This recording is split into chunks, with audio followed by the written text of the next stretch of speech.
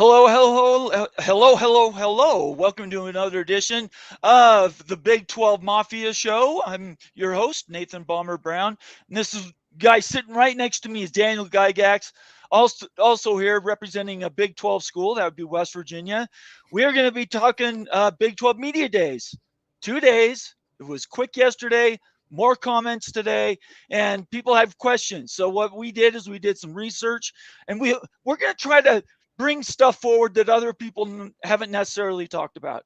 Daniel and I will get into a couple quotes. It'll be a lot of fun. But we really encourage everybody, if you're watching on X, go over and jump on YouTube, hit that subscribe button, and become a member of the College Football Mafia family, because this is the College Football Mafia Network. Daniel, before we get into any details, just really quick hitter. What's a one line that you have coming out of Big 12 Media Days? Confidence.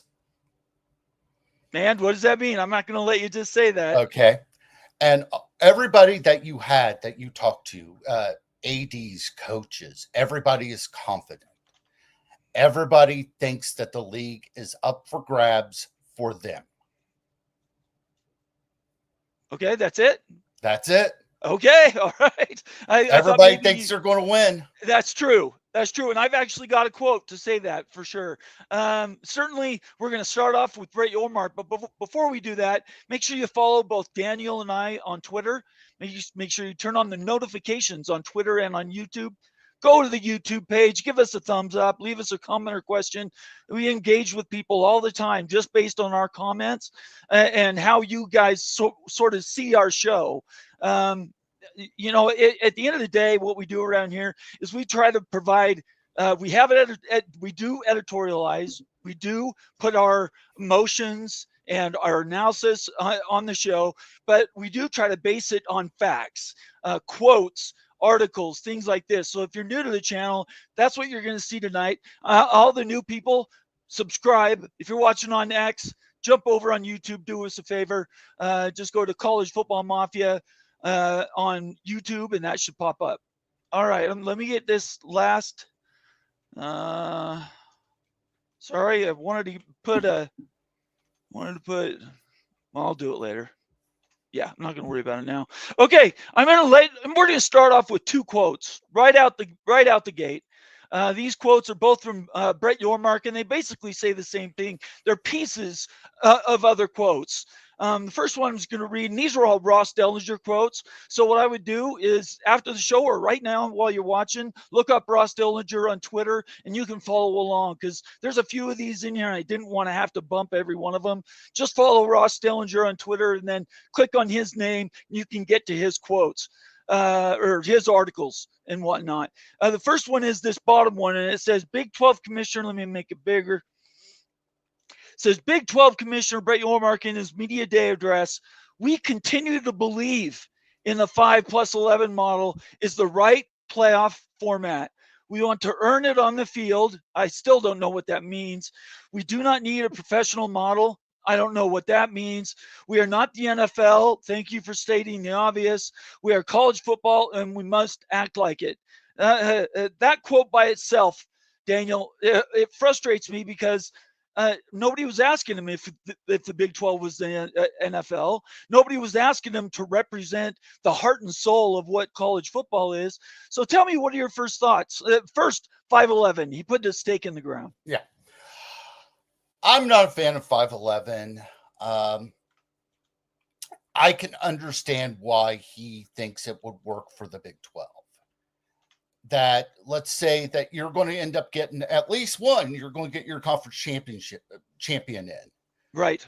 If you're going to have that number two, the guy that's playing in that championship game, they're going to be a pretty darn good team.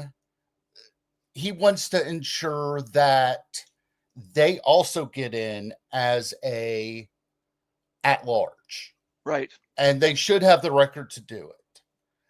Well, he's hoping. Let's say that there's a third team that didn't make the conference championship game, but was really good. Let's say that you're looking at like BYU was really good, and they Yeah. were left out as the second team, not even the third team. Yeah, let's say a 10-2 BYU, no bad losses. You're going to get them in. That's what he's saying. He's hoping that's what that happens, right? He's hoping for that type of setup to happen. Right. But we all know how the SEC and Big Ten work, especially SEC. SEC is going to strong arm everybody on the committee, and they're going to try to get 5, maybe 6. Yeah, you got it, Daniel. You got it. Everybody knows what the picture is. We're not going to debate 511, 44, XXXX. We're not going to do that tonight. That's time for a different show. But you have the heart of it. That's what they're trying to sell. The Big 12 can get 2 and a third team in. I still don't see it. So we won't talk about that anymore. Just to know, Brett Yormark came out and said, we are 511. Another quote he has here is Brett Yormark on the CFP selection committee process. I have a lot of faith in the selection process. They are doing a full audit of the selection process to figure out how to modernize and use data and how certain metrics can be weighted. So here he is again saying, I trust the system. I don't. Yeah, okay. You and I are on the same page there. And then last thing that we'll talk about Brett Yormark here is he says, Brett Yormark, more blunt than ever, says he's doubling down on his support for the 511 playoff format in clear opposition to the Big Ten's multi-AQ model, which is the 44XXXX. And then out there, and he didn't address this today, but there's the other hanger out that 8 conference games versus 9. These are things that aren't resolved and may not be resolved for quite a while. The bottom line is Brett Yormark saying that's where we're at. So the Big 12 has put down their stake, and they are 511, and they want to earn it, whatever that looks like. Hey, you know that he's talking. We do know he's talking. Unlike Petiti or Phillips, you don't hear a word from them. Yeah, well, in my opinion, I think Brett Yormark has to say something. I think Petiti and Sankey do not. So anyway, let's get to some shout outs tonight. I appreciate everybody being here on a Wednesday night. Not our average day and time, but we appreciate everybody being here and just invite you to get involved. Leave your comment or question in the comment section, and we will be opening up the phone lines. I want to hear from you. This isn't us tonight. I just want to go through quotes and a few other things, but then the show is going to be for you to be able to call in. So phones aren't turned on yet, but they will be here pretty soon. Let's do some shout outs. Moen After Dark, obviously, partner and a contributor extraordinaire, says Moen is number 1. Got to have your Moen. Thank you. Ryan Willie says, lol, Moen. Ryan Willie's really number 1. Moen doesn't count. Ryan Willie, $10 super chat right out the gate. Ryan Willie is a member of the College Football Mafia family. You can see right next to his name, there's a little symbol. That symbol means he's a member, and he's an OG at that. $10 super chat. Hey, Big 12, 511 supporters, don't come crying to the big bad Big 10, asking how you got screwed by the SEC. Remember, ESPN and SEC screwed FSU, and they'll screw the Big 12 too. I'll agree with that. Yeah, I'm on your side there, Ryan. I'm on record. I'm not a fan of 511, and I think the Big 12 will get screwed. I'm just going to say that. I don't think it's up for question. It's just a matter of how bad do they get screwed. And until we go to 16 teams, getting a second team in is going to be a nightmare, in my opinion. So anyway, thanks, Ryan. Appreciate it. I appreciate you being here. Give me a $10 super chat. Ryan says, I'll watch later. Thank you so much. Tempest in the house. How you doing, Tempest? Also a member of the College Football Mafia family, saying, did Moen get StreamYard fixed? I don't know. I don't have any problems with it. You're going to see in just a little bit, we're going to do something we've never done before. 2 people on screen, and you guys call in and we can hear you. So we're going to try that. I make no promises, though. He says, and hello, Bomber. Hope you're doing well. Thank you, Tempest. I appreciate asking, and I'm doing okay. Thank you. Timothy Green, member and also soldier out on the East Coast representing West Virginia University, is Let's Go Big 12. Looks like another great show. And we're back with the Big 12 Mafia show. As we start getting down to the season, you see less of the Bomber shows and more Big 12 shows as we get closer to the games that we'll be playing. So good to see you, Timothy. MBM, another member of the College Football Mafia family, saying 16 at large bid is the best option. Let's go. 16 at large. You're on mute. I can't hear you, Daniel. Sorry, you got I it? was coughing. There you go. That's okay. No.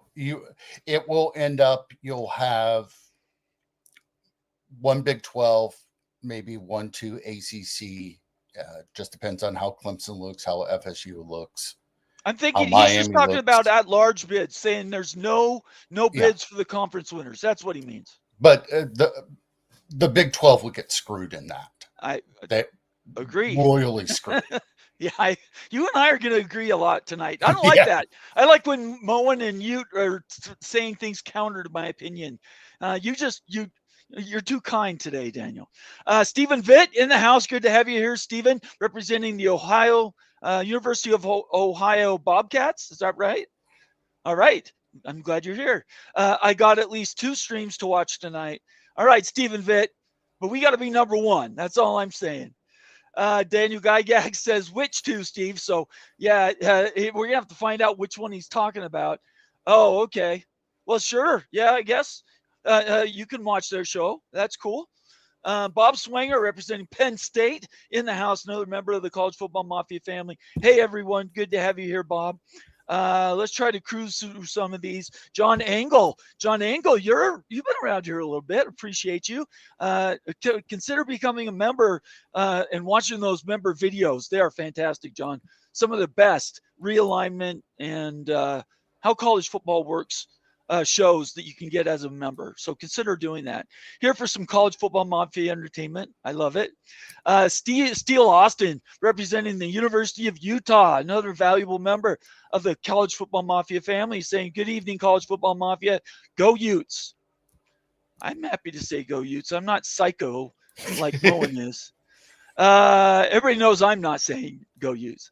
Jan Holk, representing Slovenia, in the house. We are an international show. We do go around the world, and Jan Holk's always here. I think it's something like 4 in the morning there or something, 8 hours. Where are we? So like 2 in the morning where Jan's at, I think. Let's see here. Thank you so much for being here, Jan. You know I appreciate you. Let's see here. Nope, we got Shonsky in here saying hi, or big BYU football. Hi, guys. Good to see you, Shonsky. John Dry says, hi, y'all. Go Texas Tech. There you go. Texas Tech being represented. We will talk Texas Tech in just a second here. Almighty Finn saying, at Bob Swinger, what up, Penn State? I'm still at work. I love it. Watch us while you're still at work. I appreciate that. Mosito in the house. Another member of the College Football Mafia family saying hello, everyone. Thank you so much for being there, Mosito. Becky Go Huskies, a contributor, somebody we really appreciate around here, saying Becky is number 1. Okay, Becky. We'll go with that. Becky's number 1. Becky's going to be part of the Friday show. She is, you guys. Yep. So let's bump the Friday show. I'll tell you what's going on Friday. These guys are going to get on and drink some nasty alcohol. So I'll probably be there for the first 5 or 10 minutes, and then I'm checking out. Daniel, tell everybody why you're looking forward to that show. Not drinking the Mad Dog. I haven't had in well over 30 years, and 30 years ago the stuff was awful, and I don't think it's got better. I mean, yeah, there's 5 or 6 of you going to be drinking Mad Dog, and there's myself, Numbskull, Moen, Ute, Becky.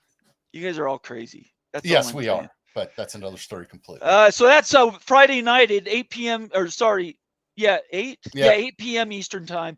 Yes. Tune in right here on the College Football Mafia Network channel, as it were, on YouTube, and watch these guys get drunk. I don't know why that's fun, but people love it. So, Jason Spangler, an OG, been around here a long time. We missed Jason there for a bit the last few months, but he's come back with a torrent of activity. Good to see you, Jason. Underestimated once again, 5+11 till I die. Hey, look, I know there's a bunch of Big 12 people that love 5'11". Friends call me Sean says 5+11 equals 7 SEC.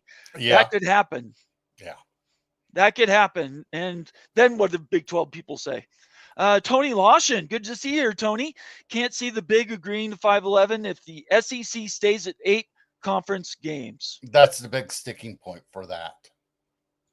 Agreed. Yeah, no way it's going to happen. And everybody knows that that has to be settled by December 3rd, I think, of this year. They need to come up with whatever the new format is, because we're living the last year of the current format. Correct. Clint Moses representing the Oregon State Beavers.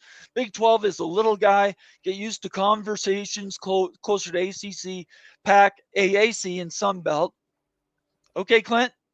I don't agree with you, but I appreciate you being here. I'll say something on that. The Big 12 and ACC, you could sit there and say are 3 and 3A whenever it comes down, because you got SEC and Big 10 above them.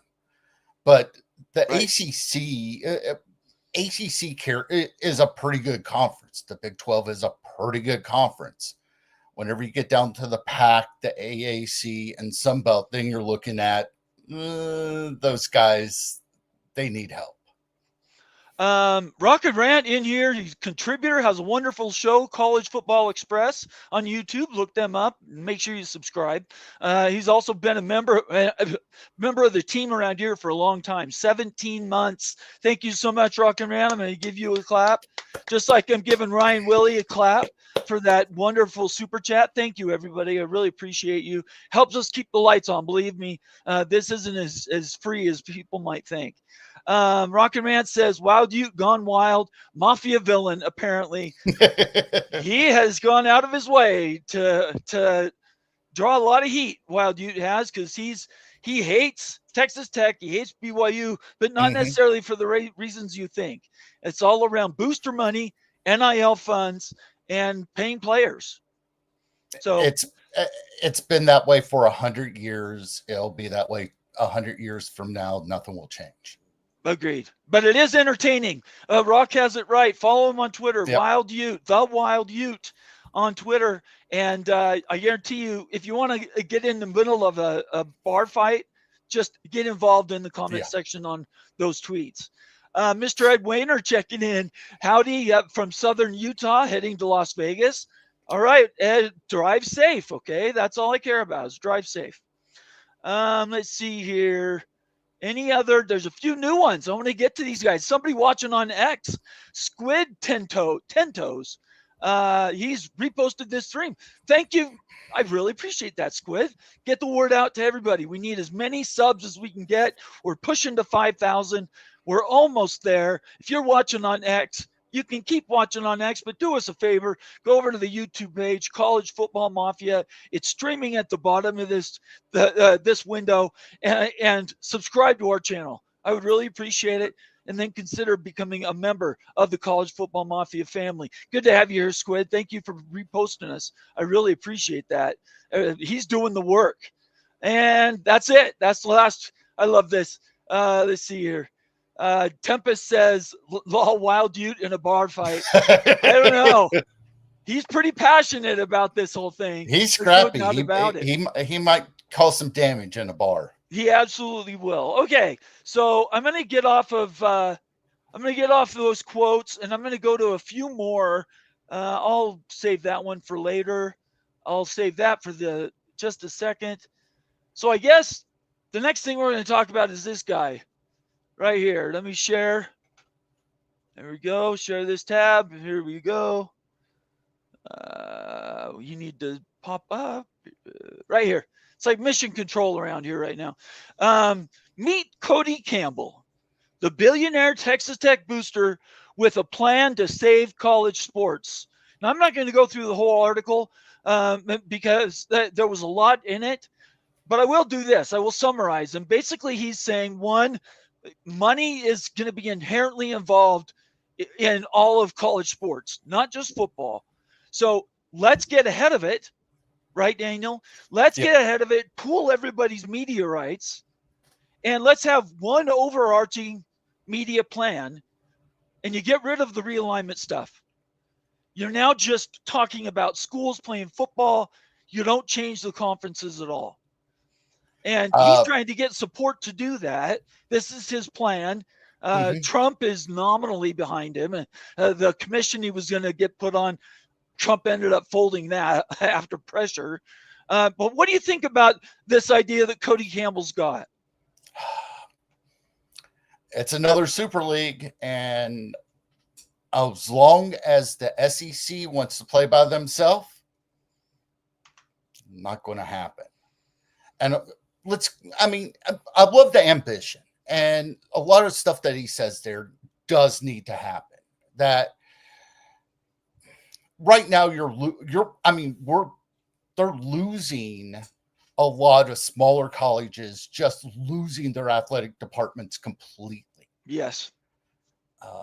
We got one like 20 miles that way in Sonoma that they closed up, and that right there, I think it was 600 students that had a scholarship don't.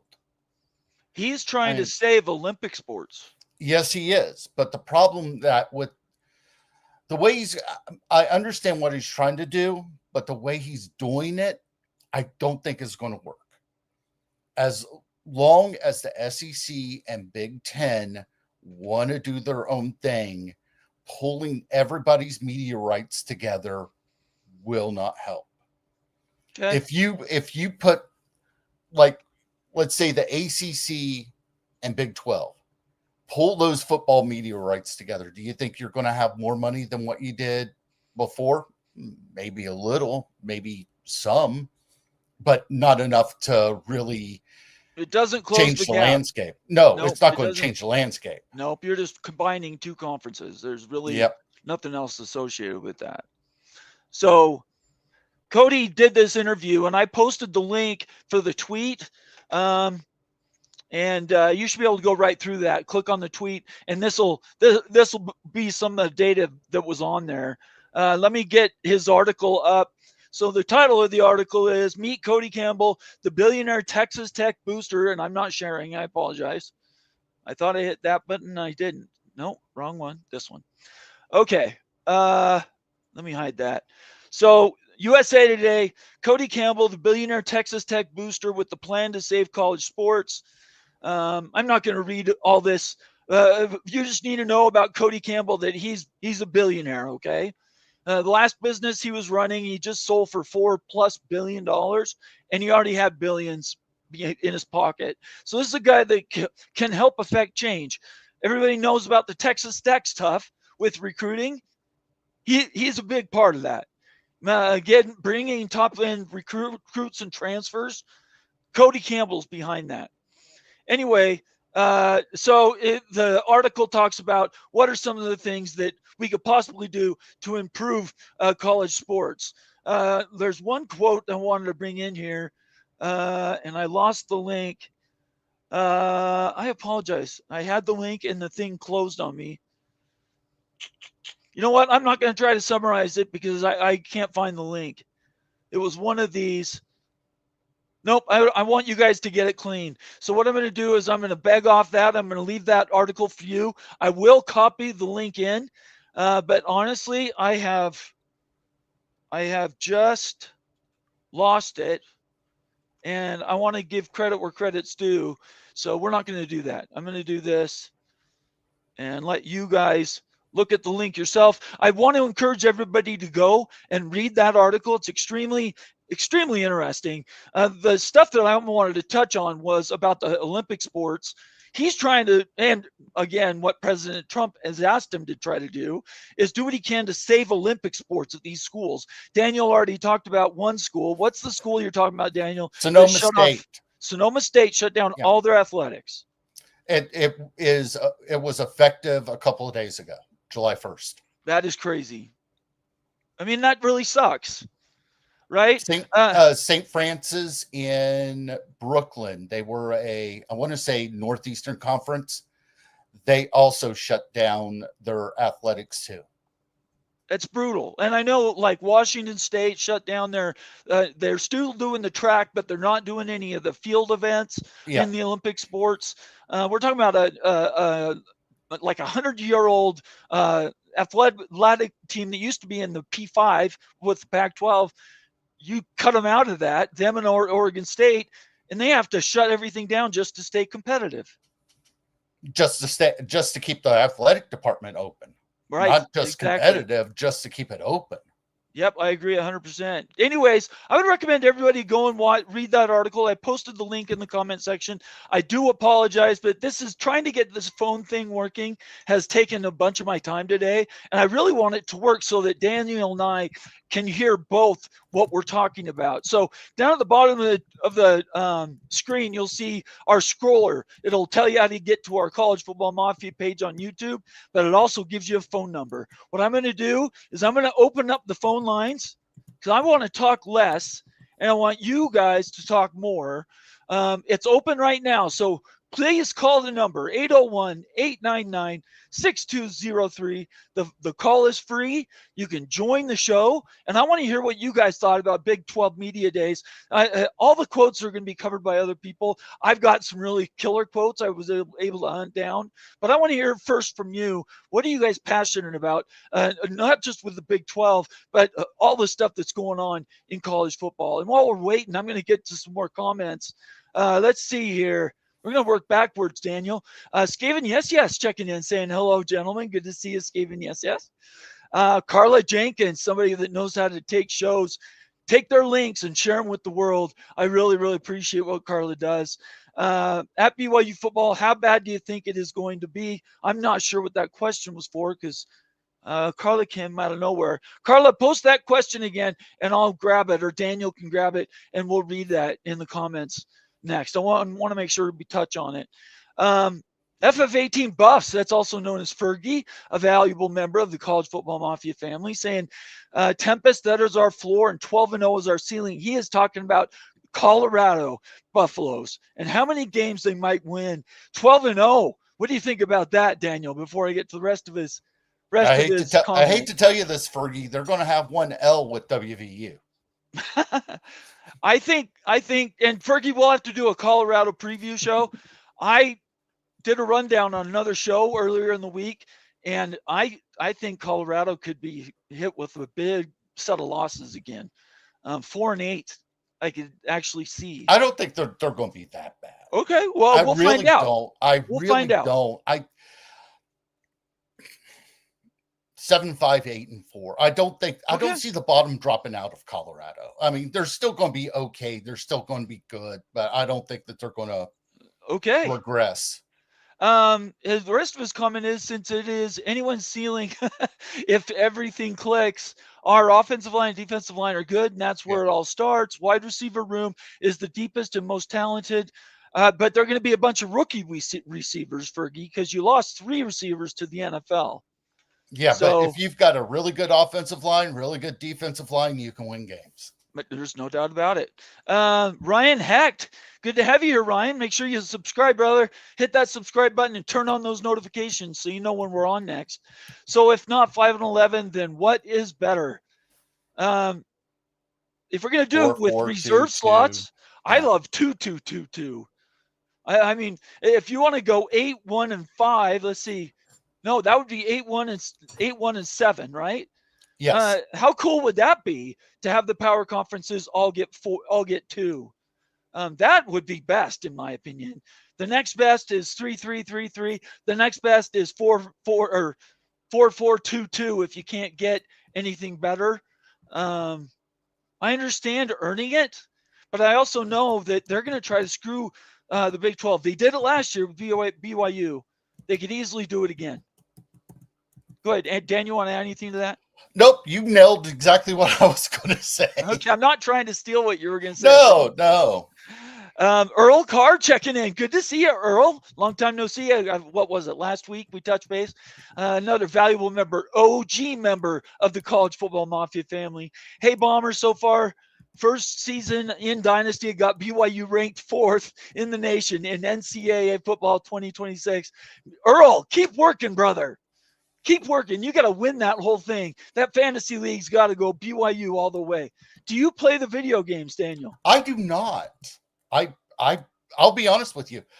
There's an old Nintendo Wii. I've got an old Nintendo, like the 80s Nintendo that's here. Right. And right. that is it. I Okay. don't play video games. All right. That's cool. The phone lines are open down at the bottom of the screen. 801-899-6203. Join the show. We'd love to talk to you. I want this to be feedback central tonight. So thank you, Earl. It's great to see you. Appreciate you. I appreciate you much. Jake, sorry. BYU football, otherwise known as Shonsky, saying Carla Retzlaff is going to hurt more than people want to admit. Carla, how about missing or losing Retzlaff is going to hurt more than people want to admit? I disagree. As an outside person, knowing what his stats were and how he looked good and bad at times, what do you think about Retzlaff being off the team at BYU? We knew it would happen. Yes, we did. He was a good quality quarterback. There were a lot of weird play calls though. And I just completely forgot the offensive coordinator that you guys have there. It's Aaron Roderick. And I'm yeah, not a fan. There were a lot of weird play calls, and you're just scratching your head, just like, why is he calling that on third down? Why is he calling that on? Yeah, but Retzlaff looked pretty good. I mean, there's going to be a lot of schools that want him. Well, we'll see. He hasn't gone anywhere yet. No, he hasn't. Yeah, and so I'm not sure that's true. That might have just been his agent out there saying he might go to Notre Dame, trying to gin up attention. I don't know what else to say. So please join the show. Call us 801-899-6203. Daniel and I want to hear what you think. We don't want to talk ourselves. I'll continue to read comments as long as they're here, and we're waiting for you to call in. Chris G saying Virginia Tech AD has made it clear Hokies are okay this year in $20 million payout. That's good. That's the maximum. Next year, not so good. And Virginia Tech ain't the only school like this. Chris G, you are exactly right. There are, and Daniel's already said it tonight. Yep. You've got conference or schools that are selling off, getting rid of their other programs in athletics just to subsidize football. We all know inflation's going to kick in next year. It'll probably go up $2 or $3 million next year. Texas can spend it. Texas Tech can spend it. Ohio State can spend it. And BYU can spend it. How many other teams can do that? Iowa State's athletic director, and I just forgot the guy's name, said that this year will be okay. Next year will kind of be okay. Yeah. In future years, we're screwed. And WVU is probably in the same boat. Virginia Tech, I get it. There's only because you're used to paying, you're used to getting in blank amount. Right. And you know how much this is going to cost. You know how much it's going to cost to pay this and pay that. And then you have your facilities upkeep, and then you have to pay for everybody, ticket takers and concession guys and this and this and this, just running the stadium. That money's already been allotted. So not as much this year. Everybody allotted for this year and figured it out. It's next year and the year after that things are going to get really tight. I mean, unless you're an SEC or, I mean, even some SEC teams are going to probably have some issues with it, but it's going to hurt a lot of programs. All right. I'm hoping this is going to work. I'm going to leave the phone lines open. I'm going to switch to another screen. This is part of our experimentation here tonight. So if I lose you, if something happens, I will recreate the show, but I don't think that'll happen. I'm not having, no, knock on wood. I'm going to quit talking. So I'm going to share this next screen, and these are quotes. Okay. These are quotes from coaches. I had Grock go and do a bunch of work. I sent him back like 8 times for information. Finally, he came back with what I wanted to see, and that is direct quotes from each coach from the Big 12 media days. So put it in context. Grok did this searching, found the best quotes. These are the best ones. I sent them back a few times for a couple of the coaches because I wasn't getting much back. I think I filtered most of those out, but we'll try to hit as many as we can. So Dave Aranda, Baylor. Let me start with that right there. Dave Aranda, Baylor, stop moving. Thank you. I'm not trying to get a first down. I'm trying to get a touchdown. Aranda, quoting former coach Art Briles, emphasized an aggressive offensive approach for 2025, signaling a bold shift after a 6-3 conference record in 2024. What do you think about that, Daniel?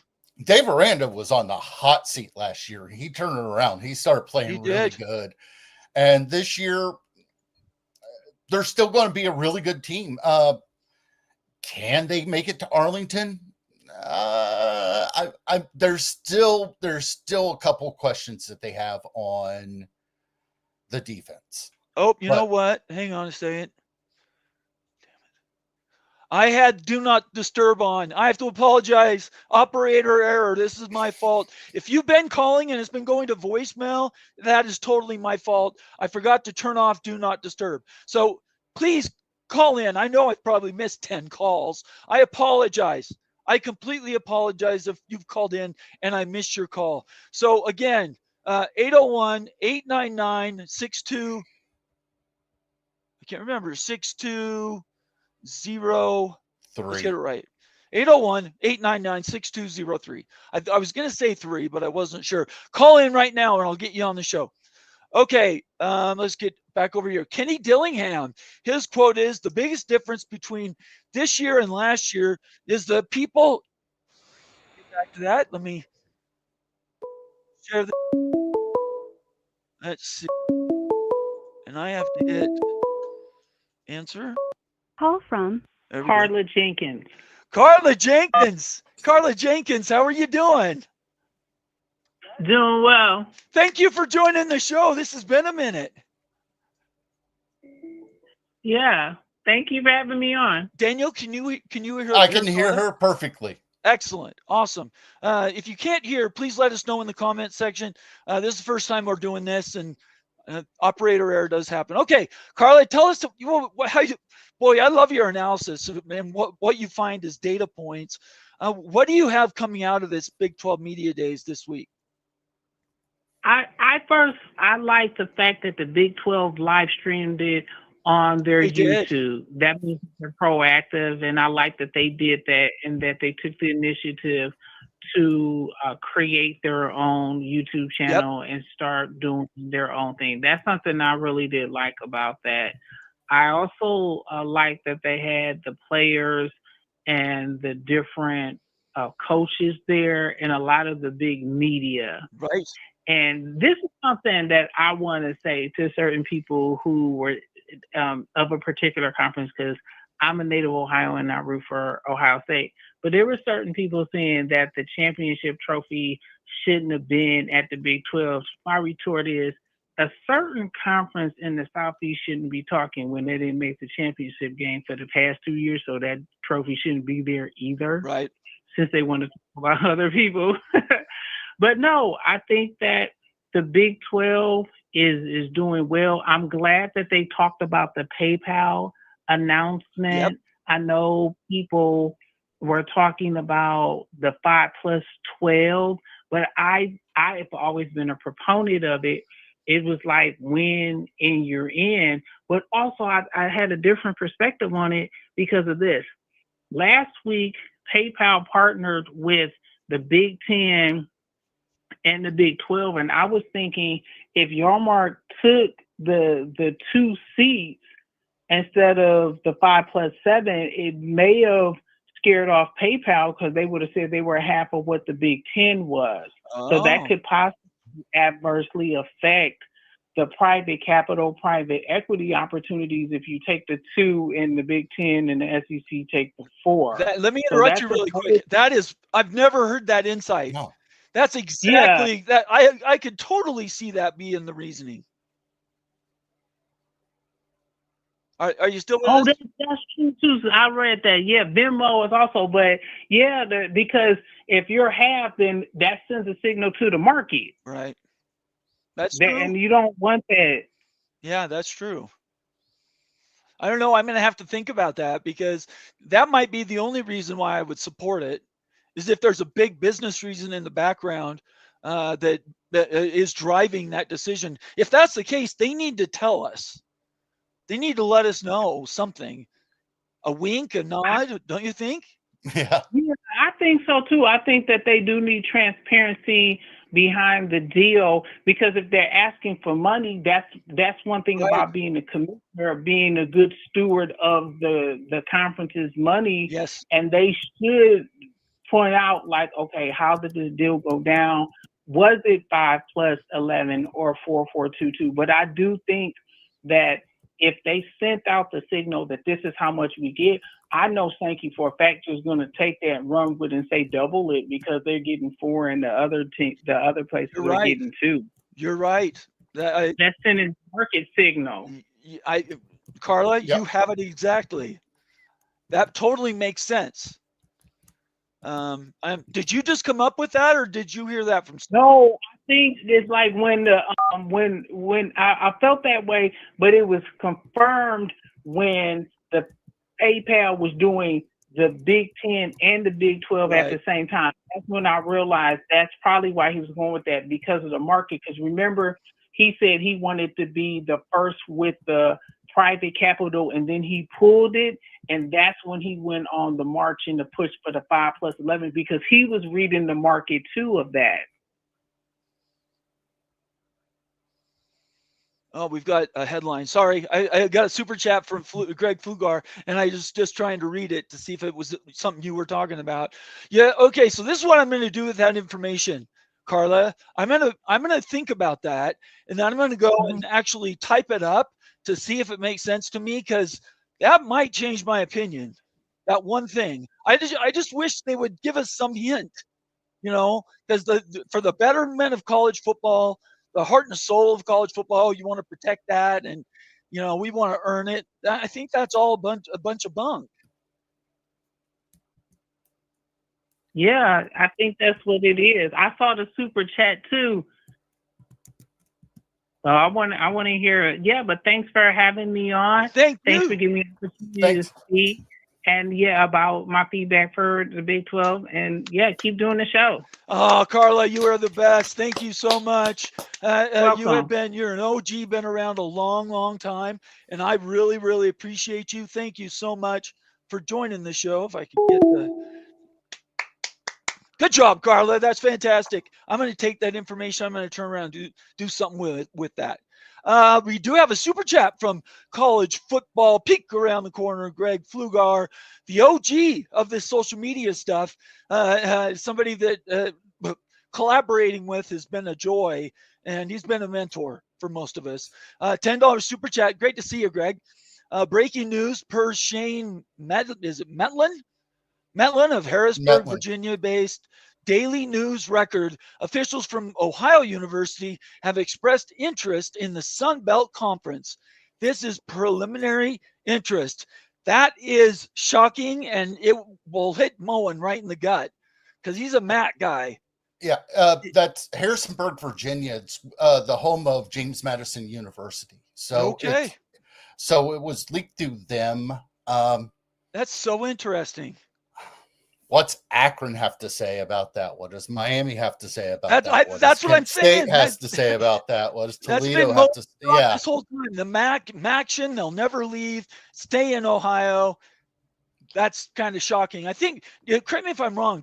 This signals more TV money, media money is way more important than they're willing to admit. Whenever you're talking MAC and Sunbelt money, you're talking margin air type money. Neither one of them have like massive contracts. Right. Sunbelt is only what, 2 or 3 million. We're not something talking like that, and MAC is like 2 crazy. or 3 million. It's not that much. Thank you, Greg, for the super chat. I appreciate it. And thanks for breaking the news today. I really appreciate that. Greg, down at the bottom, if you're watching this show, call in and let's talk. I want to see if this works for you, because this is something we love doing on your show. I'd love to have you come on our show to do the same thing. 801-899-6203. Earl Carr with a $5 super chat, again, an OG around here. With all these changes, I'm so glad BYU joined when they did. Otherwise, they would be in a world of hurt. There's no doubt about it. Yeah. No doubt about it. BYU'd be closer to Oregon State and Washington State than they would be to getting in one of the autonomous conferences. Earl, you're exactly right. And believe me, I've said prayers about that. I'm not kidding. I have said prayers. And BYU does have money. So sure, they can make up some of that losses, but year after year after year asking, hey, we need a big fundraiser. Right. Donors are going to get burnt out. All right. So I've got, let me close this. I do have another quote that I'm going to add because I think it shows intent. Let me get to the comments and get rid of that banner. All right, here we go. I'm going to watch this. Let's see, share this tab instead. All right, everybody, tune in and watch. This is only a minute and a half, but this is Brett Yormark talking on BYU Sports Nation and talking about the value of media and brand. I think this is really important. Let me bring this up here. All right, here we go. Brett Yormark today. And I think BYU credentializes this conference. You guys are a national brand, and you perform at a high level. You have recognition from coast to coast. Your fans are everywhere.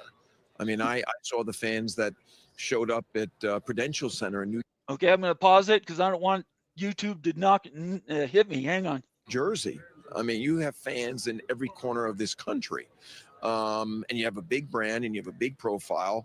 And we're kind of drafting, behind that, which is terrific. So you guys have credentialized us in many ways, and you're performing at a high level when you think about football, when you think about Olympic sports, and also men's basketball. I mean, look at the year you had last year and the expectation for the year, that's in front of us. So I'm going to pause it again so YouTube doesn't ding me.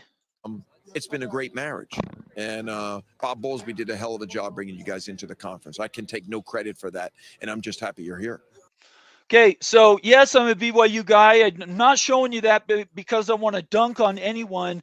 What I want to ask the question, and this is to all Big 12, and for that matter, any other fans that are sort of looking at the Big 12 and how they're trying to set themselves up.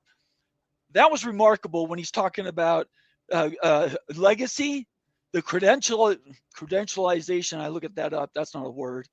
But the media values of the brands for the Big 12 and how important that is. There are probably 8 that everybody goes, yeah, I understand who those people are. West Virginia's on that list. Texas Tech needs to fight its way back on. They've been down for a lot of years. Now's the time to start winning those games. What do you think about this idea of them building on the brands that are already in the Big 12? You have to. You have to go out there and say, this is a Texas Tech. This is a TCU. This is what we have. Let's market the heck out of it. And we're going to just market and market and market. And we're going to sit there and say Colorado is the greatest football team in America. WVU is the greatest football team in America. Just market the heck out of it. The more that you just sit there and say, this is what we have and this is how great things are, you get people to believe it. That's right. Well, and that's what they're fighting for. They want this respect. I've been saying for a long time that that ship has sailed. They already sort of dug up their own hole last year. Yeah. Now they're trying to fight their way out of it, right? I say we are trying to fight our way out of that hole. But the recognition is what I really wanted to put on there, that the brands in the conference matter so much. They need these brands to win. Every one of them. They need their brands to win. And if you're not necessarily the first school somebody thinks about in the Big 12, you need to fight your way to the top.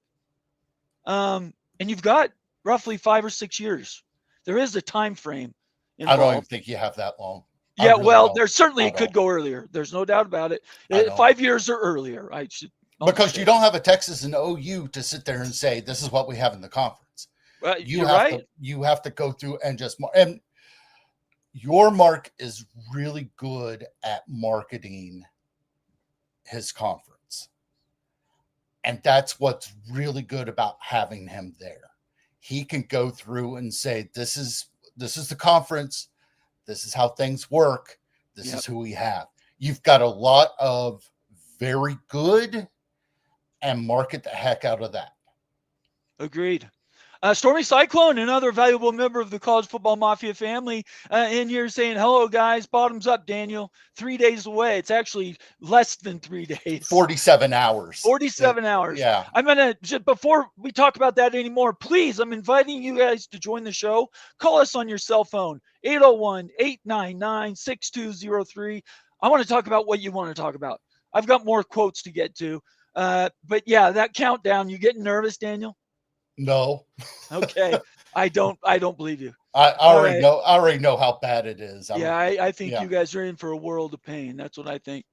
Let me get to the right link here. Okay, we're going to get to more quotes.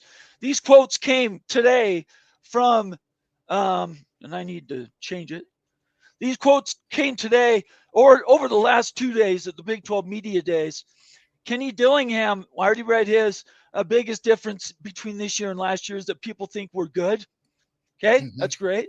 Matt Campbell, Iowa State. I'd say probably our top 20 guys took a pay cut to come back to Iowa State. That to me is more breaking news. Give it. Let's go. Go to Ross Dellinger. Go to Ross Dellinger's Twitter account. Okay. Give me a second. I'm pulling it up right now. If you have it, Daniel, you can share it. Okay, hold on. Let me go pull it up. So Dellinger is on it today, huh? Yeah, he's there's a new bill going to be tomorrow, Thursday, introduced, and he gives like three comments on it, 3 tweets on it. So go read them. Pretty interesting. Can you show him, Daniel? Hold on, I'm trying to find him. Hold on. You didn't find him? I can look. Hold on. You just went to Ross Dellinger's account on Twitter, right? I had to open up Twitter. Yep. I was logged out. Okay. It's a bill that possibly tries to codify some stuff, but there's a twist in there. It says any school that has over $50 million, it gets over $15 million in media revenue. I found it. Which is SEC and Big 12 schools. Cannot accept student fees. Oh, really? You can share it, Daniel. Go ahead and share it. How do I share it on here? Down at the bottom, hit the present button. Have you never presented anything? Not from here. Hold on.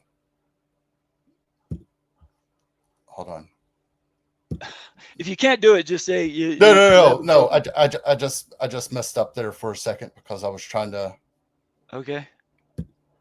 Because I had it up and then, hold on. I've got it. I just need to share it. My problem is if I share it, I might lose Greg. That's what I don't want to do. Okay, hold on. Well, I'm going to hang up. I'm going to listen to you guys. I'll make comments. I just wanted to get you guys to. It just broke. Okay. More breaking news. So I just wanted you to be aware. It might be something you might be interested. I'll do it. I'll do it right now, Greg. I've got it. Okay. All right. Thank you. Thanks for doing the show, guys. Thank you, Greg. Appreciate you. Yeah. Thanks for your super chat and everything else. Greg Pflugar. All right. Peek around the corner, everybody. Peek around the corner. Greg Pflugar. Find him on Twitter and also find him on YouTube. Let's go. I've got it here. There we go. I just got it. All right. Here, Daniel, I'll just bring it up since I've got it up. Okay. Here's the bill. The members of U.S. House are planning as soon as Thursday, so this would be tomorrow, to introduce an amended college sports bill called the SCORE Act. Here's some of the things that's in the bill. Though opposed by many Democrats, the act is on track to progress further than any all-encompassing athlete compensation legislation. This scares me because I do not want call it. I do not want the NCAA to get their antitrust protection back, but whatever. Let's see here. I'll get Wait a second. Wait. Stormy, can you hear us? I can. Can you hear him, Daniel? I cannot. You can't hear him. Okay, so we're not going to be able to do it that way. Give me 1 second. I need to come back to my view here. Hang on with me, Stormy. Just give me a second. I have to share this. All right, now, can you hear him, Daniel? Yeah, I got to say Now I something. can. Now I can. Hey, Stormy. Okay, go ahead, Stormy. Thank you for joining the show. Well, I just got in from outside. I don't know what I missed, what I didn't miss. I just learned what you're. I guess I kind of watched a little bit of the Big 12 media days. I taped it last night and watched it. And, excellent. How did you like the production value? I thought it was pretty good. Yeah, it was good. I mean, there's just one boo-boo I seen yesterday, and I guess Scott Frost didn't help think matters any. I kind of lost a little credibility for him on his comment about it wasn't the right job. Yep. But it happens, you know what I mean? You got 1,000 questions coming at you. You know what I mean? He probably just spoke from his heart and probably misspoke, but it's too late now. You know what I mean? Stormy, remind me of this. Where did McGuire for a couple comments he made? I guess just as far as these polls coming out, right? For one, and I agree with that 100%. You know what I mean? You're talking about getting rid of the 1 to 16 in the Big 12? No, actually the other polls he was talking about coming out later when the CFP comes out, so that we just don't have this long climb, like last year, know, for like Arizona State, BYU, even Iowa State, just a climb, that part of it. I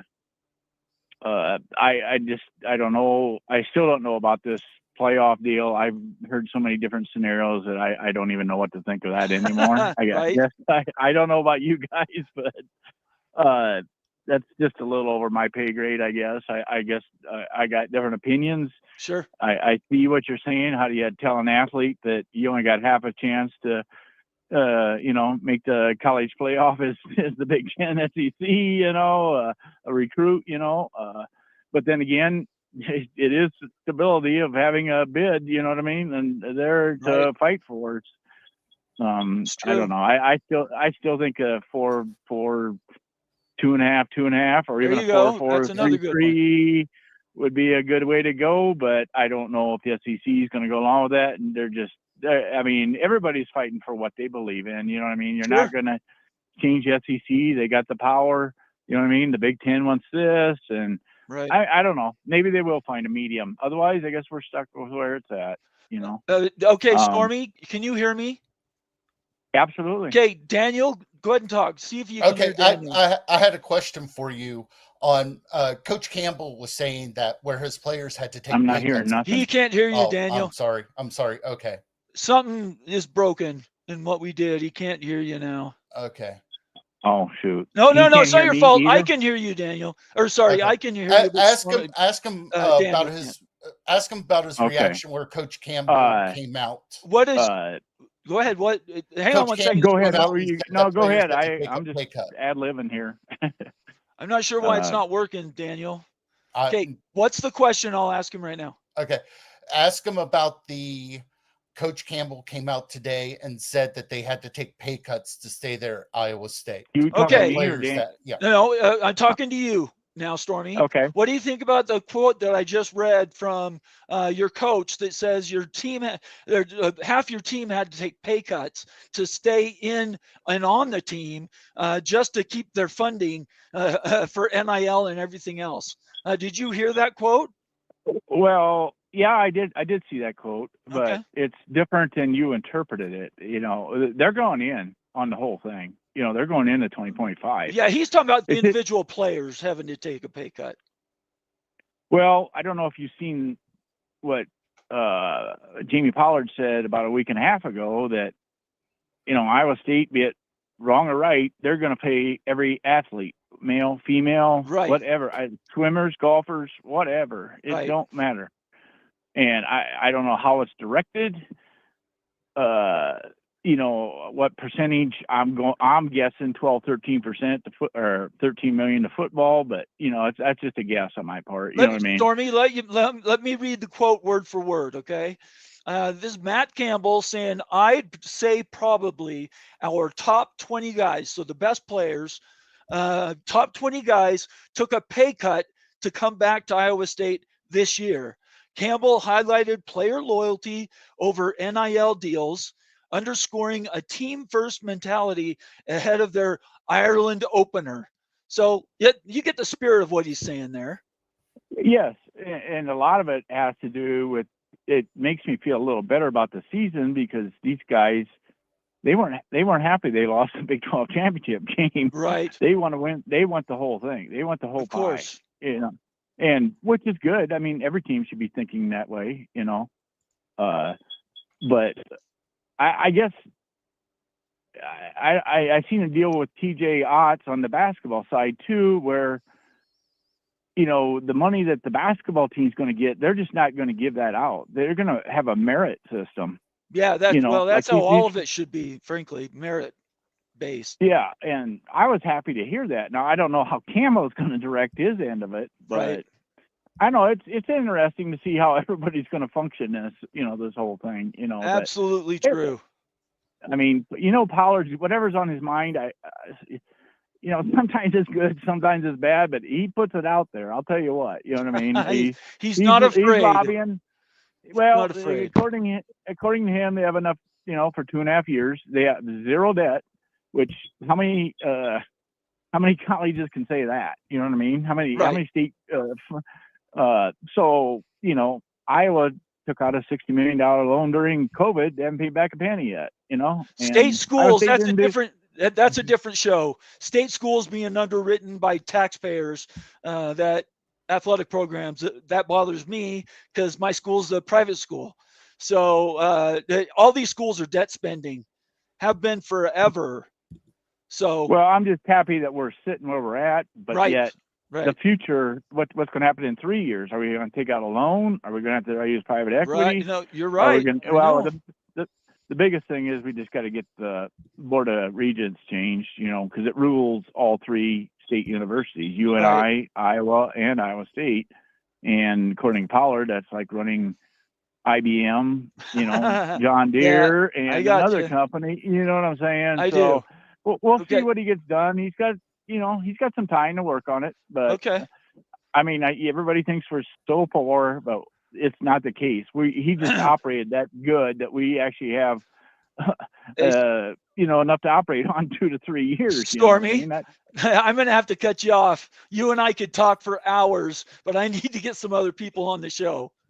All right. Yep, well, it was nice chatting with you guys. Hey, I'm glad you did this. Thank you so much. The call-ins is the best. All right. Take care here. See you guys at the drink fest. There we go. Stormy Cyclone representing the Iowa State Cyclones. And we appreciate him very much being here. I'm not sure why the mic didn't work. Daniel, I don't know if you changed something. People can hear me on the broadcast. On the broadcast, they can hear you. They just can't hear you he can't hear you on the phone. That's I get it. That was the only question I had was about Matt Campbell. Okay, I think it's a great question. Quote. Fergie comes back at me. He's hit me because what I said about Colorado. Fergie, $10 super chat says, Bomber, what can you and I bet on over 4 wins for Colorado, my guy? I wouldn't bet on 4. I said it could be as low as 4. I'll bet on 6. Fergie, you and I can do a bet on 6. I would do all right with that. Love the underestimation of the team and program. We love to love and embrace it. Embrace it. Big 12 has great coaches and should be a great season. Thank you so much, Fergie. $10 super chat. I really appreciate it, brother. And again, if you want to do 6 games, I'm happy to do that. Let's go. I think they'll be a little better in 6. They're still going to lose to WVU, but that's okay. So what? 7? Real quick. Maybe. You have to pick one, Dan. You just no maybes. Hold on. Let me pull up what Las Vegas has for them real quick. Okay. All right. While you're doing that, While you're doing Just that, I'm so going I to keep can going get- to comments here. All right. I'm going to open it up. Call us 801-899-6203. I will try to get you on here with Daniel so that at the end of the day, he can hear you. I have no idea why he couldn't hear you, but call in right now. 801-899-6203. I believe I have that right. And join the show. We're not here for ourselves. We're here to hear from you. Daniel, you just let me know when you've got the odds and I'll cut to you. Okay. I'm trying see. to get I'm reading all super chats, so you know. Yep. So if you're new to the channel, hit that $sign and either become a new member, which gives you member benefits, all of our member-only videos, special tweet things that you can do in the comment section, little icons and whatnot. And then you become a member of the College Football Mafia family. I really appreciate everybody that does that. Let's just get to a few more comments here. Oh, wait. I'll read this first. NBM, another valuable member of the College Football Mafia family, saying, I've always considered BYU a power team. Most people have. The only team the only place that hasn't is University of Utah. They're the only ones. But I don't think they belonged in the Pac-12 either. So we go back and forth on that. All right, let me get to some more of these. We've got a bunch more of these quotes I want to get to. Switching between the two is what has screwed up the audio for Daniel. So we'll have to see if I can fix that part. Okay, we read Matt Campbell. Now we had Scott Satterfield. Just so you know, we're an hour in, by the way. Really quick. Let me hide this current comment. Follow both of us on Twitter. Subscribe to our channel on YouTube. Give us a thumbs up. Let us know how we're going. Comments and questions are very much appreciated. We will try to answer as many of those as we can. As you are on the YouTube page, make sure you hit the little bell so notifications will pop up and you'll know when our next show goes. Our next show will be on Friday at 8 p.m. Eastern time. And there's a bunch of them that are going to be drinking some, what is it? Mad Dog 2020. Mad Dog 2020. I'm going to be on the show for like 5 minutes and then I'm going to get off. You bunch of degenerates can watch these guys get drunk on this nasty, nasty alcohol. So Friday night, 8 p.m. Eastern. Moen is driving the bus there. Wild Ute will be there. Daniel, Becky Go Huskies, Rock and Rant, and there's a fifth one. Who am I missing? Numbskull. Numbskull from Numbskull News will be joining him as well. By the way, he paid to be part of that. I'm just letting you know he's not. He's a contributor around here, but he's not in the family proper. Actually, that's not true because he's a paid member as well. So he's invited as well. We're just going to go with that. All right, let me get to some more of these quotes. Here we go. Add to stage. All right, Scott Satterfield. This is our best team since I've been here from top to bottom. This is Scott Satterfield's third year as a head coach. Is that right? Yes. Facing scrutiny, Satterfield expressed optimism about his 2025 roster, a bold claim given Cincinnati's recent struggles. We'll see. Last year, Utah, Kyle Whittingham said that was the best team he'd ever had in more than 20 years, and they won 5 games and didn't win a home conference game. Anyway, Kalani Sitake, BYU. Coach at BYU says our guys embrace the grind, and that's what's going to carry us this year. Sitake emphasized BYU's work ethic to rebound from a 6-6 season. That's BS. That's somebody else's. I don't know. Grok pulled out. I hate when Grok does this. Ignore this part. BYU was 11-2 last year. That's about ready to say.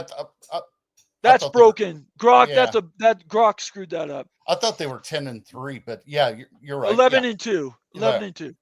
Deion Sanders. We want to win. We want to win at all costs. We want to be in the Big 12 championship game. Sanders said a championship or bust goal, despite roster changes, reflecting on his unrelenting ambition. Did you find the quote or the odds for Vegas? Yeah, I could show it to you. Well, just say what they are. What does Vegas say? Okay, we've got Colorado 6.5, Cincinnati 6.5, Arizona, I'll start at the top. Arizona's 5.5. Arizona State 8.5. Baylor 7.5. Arizona can't be 5.5. Oh wait, Arizona, you're working backwards in record? I'm going alphabetically. Oh, because they're okay, listed alphabetically here. Okay, yeah, buzz through them. Yeah. Baylor 7.5. BYU 6.5. God, I'm going to hit that. Bet the over. Oh, I'm going to hit that over. Cincinnati 6.5. Colorado 6.5. Houston 6.5. Iowa State 7.5. I'm going to hit that big time too. Just Kansas 7.5. Kansas State 8.5. Oklahoma State 5.5. TCU 6.5. Texas Tech 8.5. Central Florida 8.5. Utah 7.5, and WVU is 5.5, and I hit that 5.5. So whenever Colorado's I was in Las 6.5. Vegas. Yes. So I'm putting you on. You need to tell me what is your bet for Colorado? How many wins? Over. So Seven. more than 6.5. So seven wins. 7. Okay. And I'm saying 6-6. So it's not that far off. Why is BYU so low? I don't know. It's because the change in quarterback. Oh yeah, that's true. Yeah. Those two things. Get to some more quotes here. Let's see here. I passed on. So we did Dion. Kyle Whittingham. It's not like he commands the huddle, but everybody looks to Devin Dampier as the leader of the offense. And that's pretty impressive. That's Kyle Whittingham talking about their new transfer in quarterback from New Mexico. What do you think about that? He better win. I mean, they were kind of they didn't look great last year with Cam, not Cam Ward. They're at Utah. Cam Rising. Well, he didn't play except for the Yeah, first couple games. They didn't look all that great with him there. So yeah. Okay. All right. So Kyle Whittingham, he thinks the quarterback's doing a good job in camp. We'll have to see. Joey McGuire, there's a lot of teams that have some big opportunities this year to really make a statement, and we're planning on being one of them. McGuire hyped Texas Tech's transfer class, positioning them as contenders. Texas Tech, what's the Texas Tech odds again? Didn't you just have it? Yeah, I got to pull it back up again. Hold on. Texas Tech 8.5. Okay, so they think the transfers are going to help them win some more games. So that's pretty cool. That's absolutely pretty cool. Joey McGuire in there for Texas Tech. Let's see here. Mike Gundy, Oklahoma State. That's for sure. I have a full head of hair, and they got me muscled up. I'm not that muscled up. That's awesome. He's talking about his appearance on the College Football 26. So at media days, he's talking about what his little avatar looks like on a video game. Yep. Doesn't that show a lack of focus coming out of Oklahoma State? Well, God, they looked so awful last year. They're 5.5 for the Vegas over/under. Yeah, they have a tough one as well. Absolutely a tough one. They looked so flat last year. What were they? 3-9, if I remember correctly. I don't remember. It was horrible. It was bad. Yeah. Yeah, it was bad. We'll get through these. Sonny Dykes says we've got a chip on our shoulder and we're ready to prove people wrong again. TCU was in the championship game 3 years ago. Yep. They want to get back to the top. Put a little bit of context around that. In 2024, last year they were 7-5. Yes. So, and TCU on your 7.5, was it? On the odds from Vegas? 6.5. 6.5 for TCU. So if you listen to Daniel, we're not going to read those again, but if you listen to Daniel, the bottom and the top are closer in this conference than any other conference in the A4. Yes. Anybody at the bottom could end up at the top. Just like BYU and Arizona State did last year, I'm expecting a big bounce back by Utah. I'm expecting a big bounce back. I think Oklahoma State could win some more games. I think they lost a lot of pieces. TCU's going to be back. Baylor is going to play well. There are 8 or 9 teams that can win the Big 12 conference today. Oh, yeah.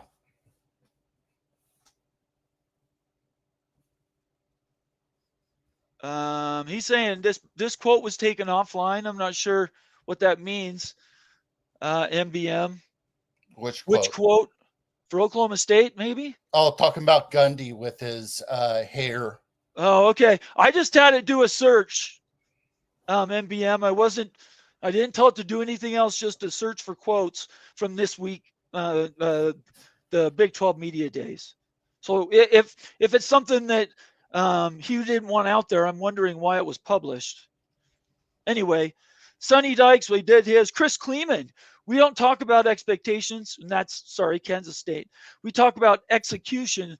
I did not mention Kansas State. Kansas State is another team that could win the conference. 8.5. They're, what is it? You got K-State at 8.5, Texas Tech at 8.5, and Arizona State at 8.5. Those are your 3 highest win totals from Vegas. Okay.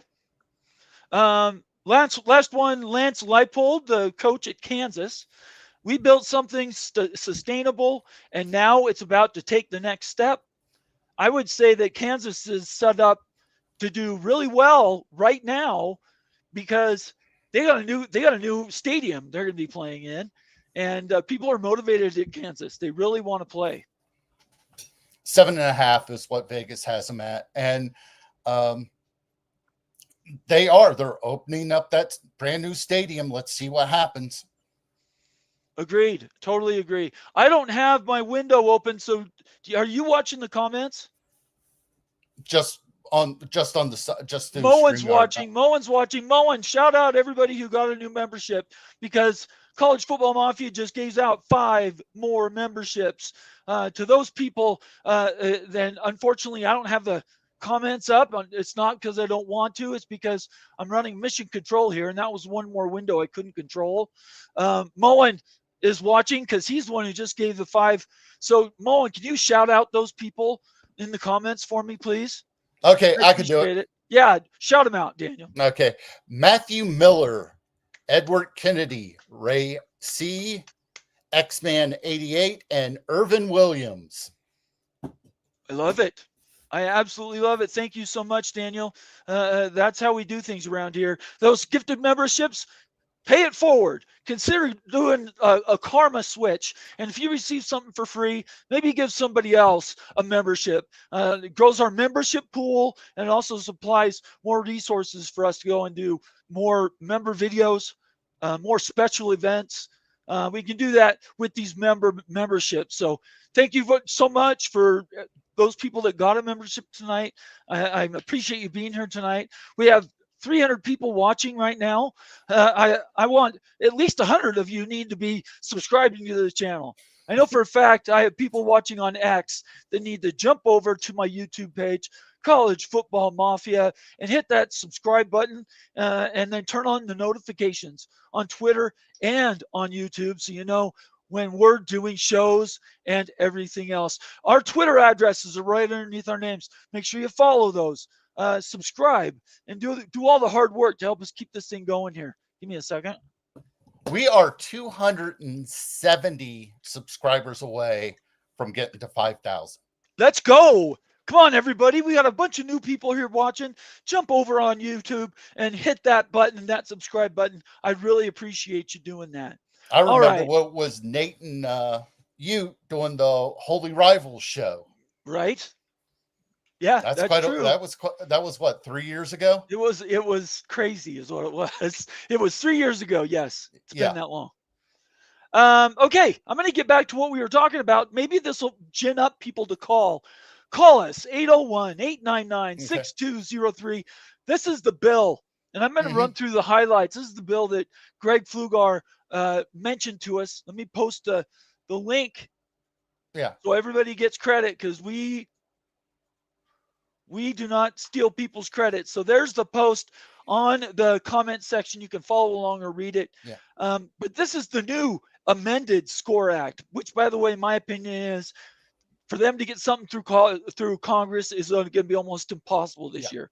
Because you're going to need 60 votes in the Senate for everything. Well, and with all the world events and attacks on states and wars and inflation, people losing jobs, it's a big deal. Anyway, so this is the act. Just a couple things about it.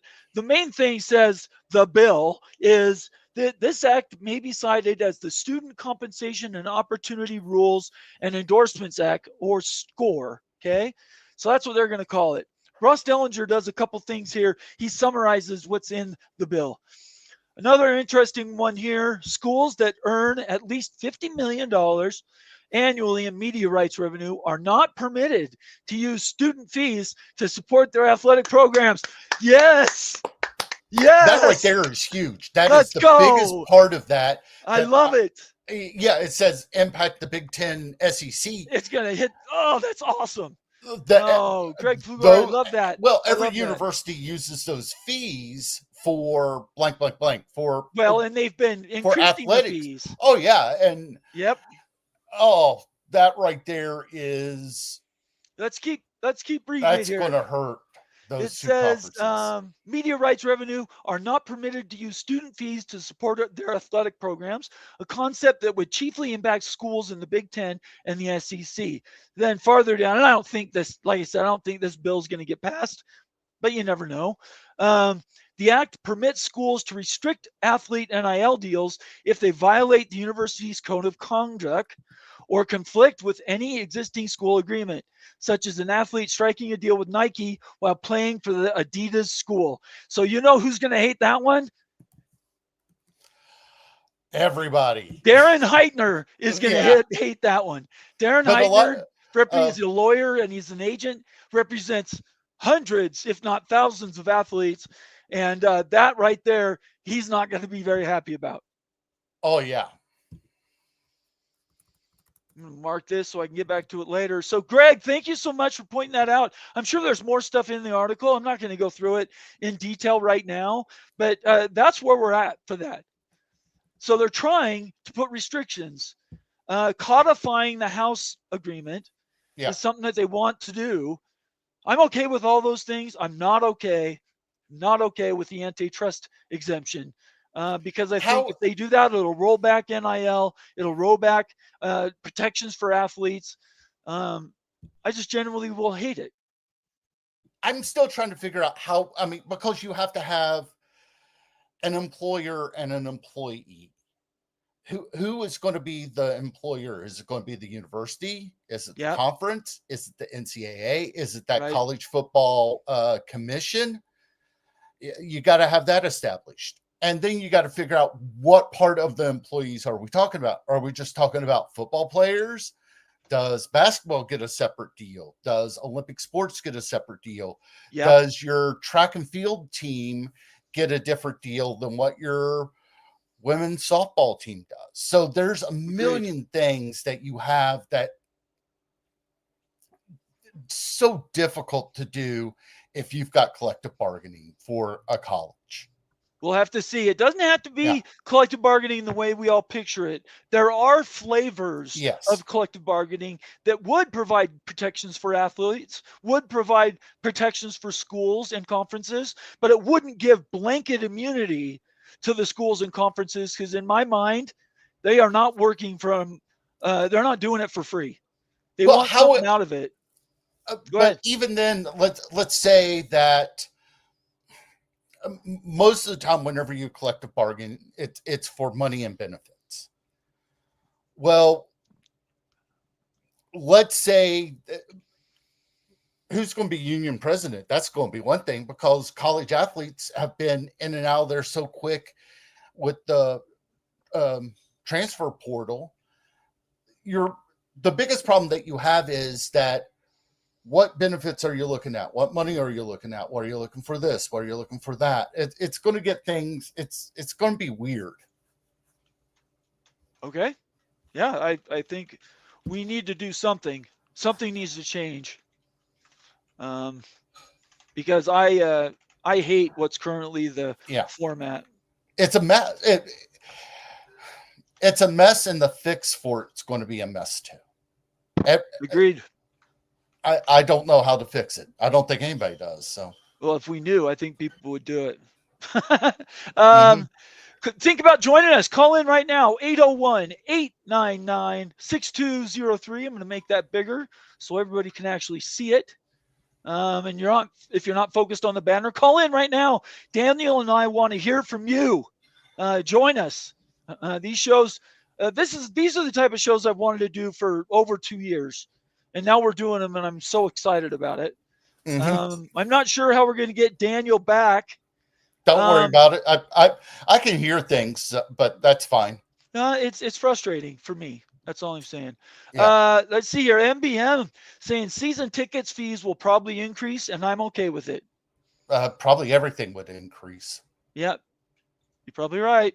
Fergie, Bomber, let's go with Vegas over and under 6.5, and Colorado is 7.5 on BYU, and a parlay of the head-to-head game on 9/27. Loser has to buy and wear the winner's hat on a show. I'm okay with that, MBM. I didn't understand any of those things. Just let me know whether I won or lost, okay? Because I don't understand all that gambling stuff.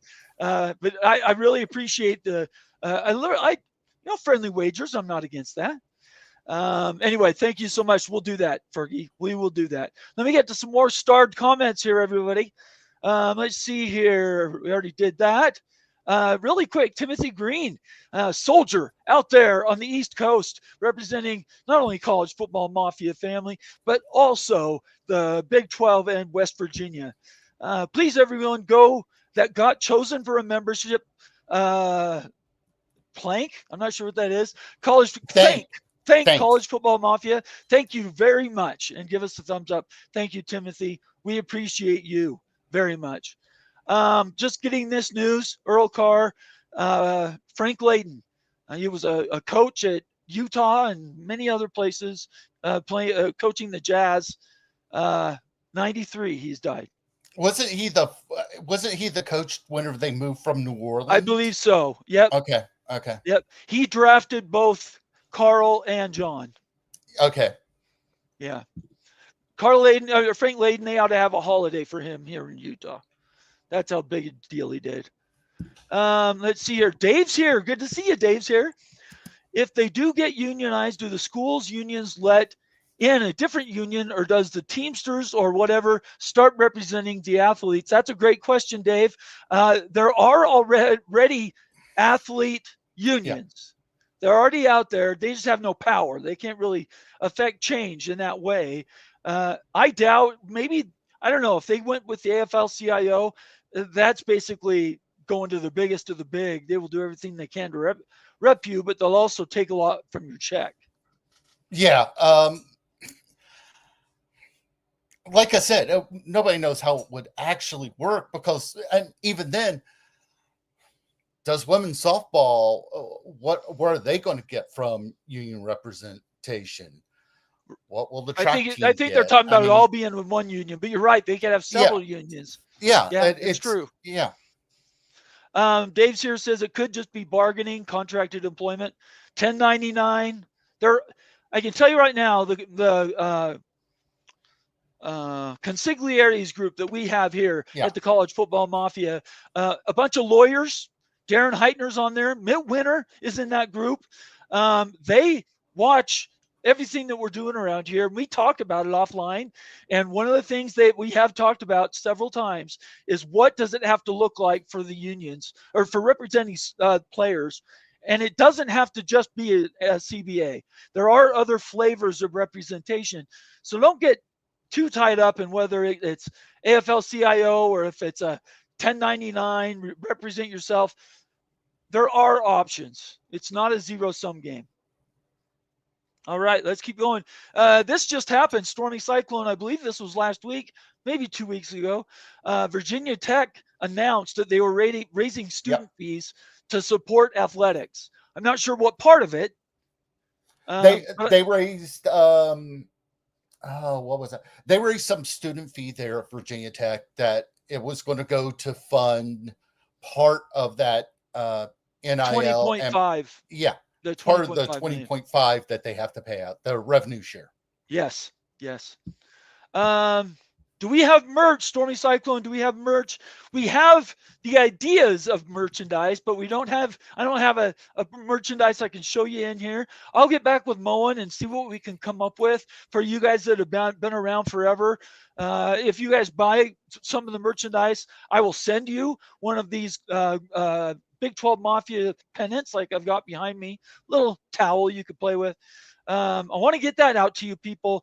We just haven't really found a partner that we liked for our merchandise. So I'll go back to Moen again. We haven't talked about it in a little bit. See what we can do, Stormy. But thank you so much for asking. We do want to do something. I just don't have anything to propose today. Let's see here. MBM says season tickets fees will probably increase, and I'm okay with it. Guarantee. I appreciate everybody that's joined us tonight. We're 90 minutes in. Just take a second. I'm going to get this comment off there. Follow us on Twitter. Subscribe on YouTube. Take that banner off just for a second. Follow us on Twitter. Subscribe to this channel on YouTube. Make sure you give us a thumbs up and give us a comment or question. We do try to reply to those. And then we ask you to get involved. Become a member of the College Football Mafia family. Do that by hitting the $ down where you could do a super chat. Instead, join one of our membership levels, and you have access to all of our membership stuff. Daniel, what's your favorite membership thing, short or video that we've done that you like the most? Oh, my shorts are great, but a lot of the stuff that you does where he's just breaking down how much the school makes and all this other stuff that is you don't see that with a lot of shows, and you breaks down so many numbers. And he does. But I mean, he's a finance guy. That's so right. We stole him at the beginning. Yeah, he loves all that stuff. So he does. It's true. Yeah. Let's see here. Let's get to some more. Timothy Green also says he would buy some merch. We'll try to figure it out, Timothy. I'll try to get something. I promise. Okay. I did spend quite a bit of time on this last year, and then just life took over. We'll get back to it. Okay. I promise we'll talk about it. Argra, good to see you, Argra. It's been a minute. Appreciate you being here. Maybe pay Brent Pry less instead of raising it for students. What does that mean, Brent Pry? It's got to be a typo, right? No, he should have stuck to defense. No, he's the DC at Virginia Tech. Yeah. Okay. Maybe pay Brent Pry less. Yeah, I don't know. You guys, do you not like him, Argra? Sorry, it's coming out of context for me. I can't, like I said, I'll be honest with you. Since Virginia Tech left the Big East, I kind of don't pay attention to them, except badmouth them that the fact that they had to run out of the Big East because WVU just spanked them all the time. I appreciate that. Everybody down at the bottom, there's a scrolling number. Call that number. Join the show, and I'll bring it on. I want to hear from you. That's why I'm here today. 801-899-6203. Excuse me. At this point, we're going to probably go another half hour. I've got a bunch of comments already flagged. We continue to flag them as we're sitting here. We read all comments if they're available, and I have time. I'll read as many as I can. We do defer to member comments first, and then we always read super chats. Okay. Shonsky says the union can only provide minimum pay amount for athletes, a disability insurance, and other things. The union for the NFL even has nothing to do with the player's agent and team negotiating their contract. Shonsky, there's really nothing in there. I don't have the NFL stuff right in front of me, but I know that it's just not your average union. There's other ways they can protect these players besides maybe the ones that we all assume. I'll just say that. I will also say that price controls and things like this, I'm against 100%. I think if you tell everybody they have to be the same, you're just asking for people to cheat on you. This is the way I see it, that you're going to get X number of players with that, what they call headline number. This guy signed for blank, blank, blank, blank, blank. Then you're going to go, let's go further down that roster. What are those guys looking at whenever it comes down to revenue share? couple Each school has to thousand. make up their mind where they Yeah, draw couple that line. thousand, maybe $5,000 at the most. I don't know. Yeah, I mean, we're now looking at, okay, are they 1099 employees? Who has how is it paid out of? Is it paid Daniel, we from don't know, university right? funds? Yeah, We I don't know. all that stuff. They're all. Yeah, you should do a video on it. Sounds to me like you've got stuff in your head. I've Why don't you wrote do something with that? I've wrote 2 scripts on it, and every single time I start it, it sounds like, man, there's like a million more questions than answers. So. There you go. I like that. Timothy Green has been a member for 11 months. He's an OG. He's actually been around here for 2 years or more. Yeah. So he's just re-upped his membership. So great. Shout out to you, Timothy Green. I tip my hat to you. I will give you a clap for being a member. Thank you. Thank you so much. And we brought this up on Thursday show. The high school that Timothy Green graduated from, they had to drop their football. They only had 13 guys that were eligible to play football there for the Van Bulldogs there at Van High School. Okay. They've got less than 100 students now. That sucks to have a high school down to 100 students. MBM says Virginia Tech will be in the Big 12 in the near future, so you will be able to spank them again, Dan. Maybe. You guys doing some rivalry talk here. I appreciate that. Hey, the first year they played was 1912. John Boxleitner. Good to see you, John. It's been a minute, brother. Thank you so much for being here. I'll give you a little clap for showing up tonight. I'm a Virginia Tech fan and alum. I like the Pry hire, but he shouldn't have been given a 6-year contract without head coaching experience. Also paid too high. We are still behind from the Fuente buyout. Do you know? Can you summarize the Fuente buyout? That was the coach that they fired. Okay.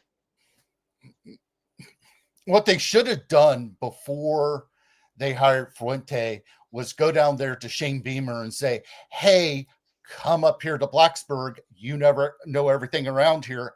Your dad was coach. So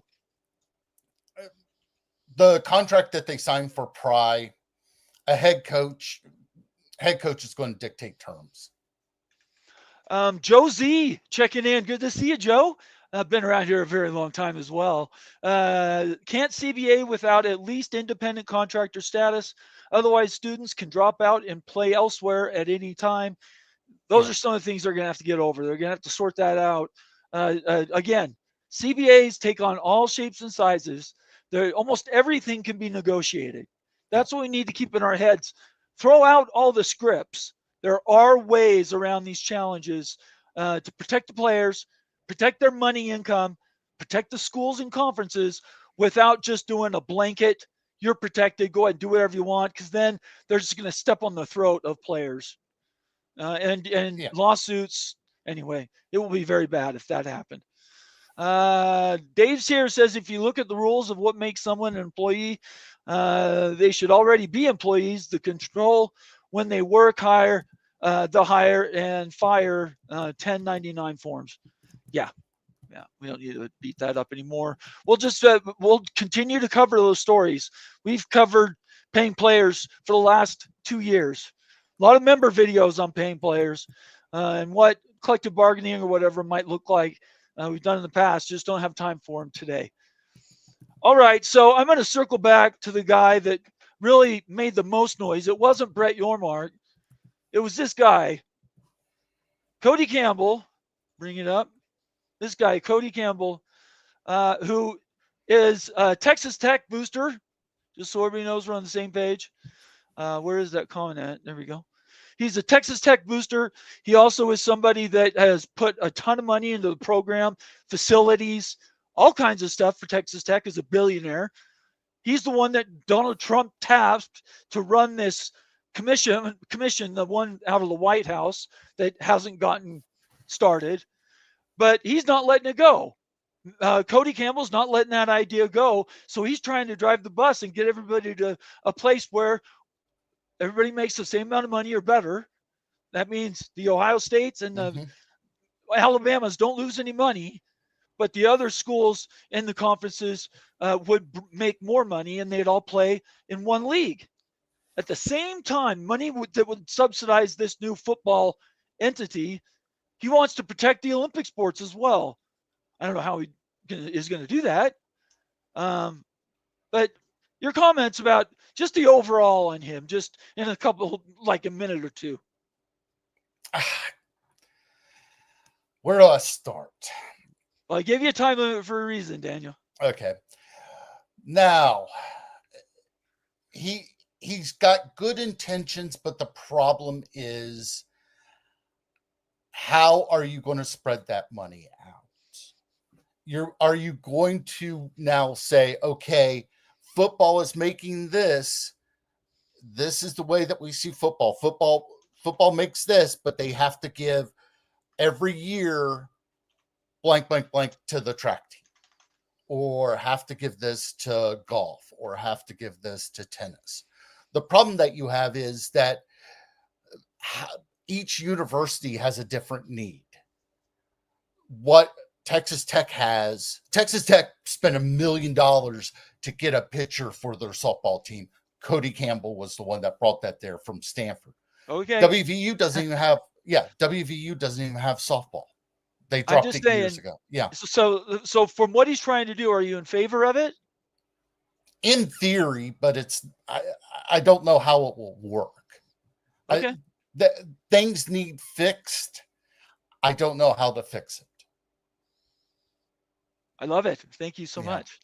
R. Graw says that guy must have a ton of money. Texas Tech has top-notch facilities, some of the best anywhere. And then everybody knows, I did a show on Saturday night about it. Texas Tech's got money, booster money, NIL money, and they're using it. They're throwing around their weight. So it's something that I think you cannot leave Texas Tech out of any discussion when we're talking about getting to that next level, whatever that looks like, a super league, a supra league, which is my idea. Kind of what Cody said, kind of took a lot of my idea. Anyway, so a lot of the stuff that we're talking about and have been for the last 2 years, Cody is trying to protect. He's trying to protect Texas Tech first. Then he's trying to protect the Big 12. And then I think third, he's kind of trying to protect the Olympic sports. And then he's trying to come up with something that's a super or supra league to cover and involve everybody. So let me post that link to this article again in USA Today. I encourage everybody to read it after the show. Really well done. A lot of detail in there. And I'm just not into reading quotes, just the whole article. I'm going to invite everybody one last time to join the show. Give us a call in. I want to hear you. I don't want to hear me. And let's get involved. I'm inviting everybody to join the show. I know one of the things people have complained about is me putting the link for your computer. They didn't like that.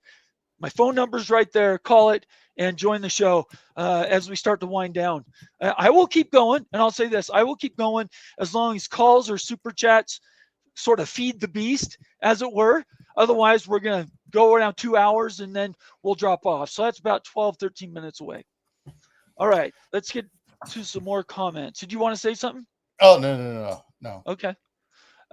Timothy Green says, I can guarantee you he's not giving money to be giving money. He will be making money. Somehow I know, for one, it can all be tax write-off, and then I will have profits to go in their pockets. And profits is PROFITS.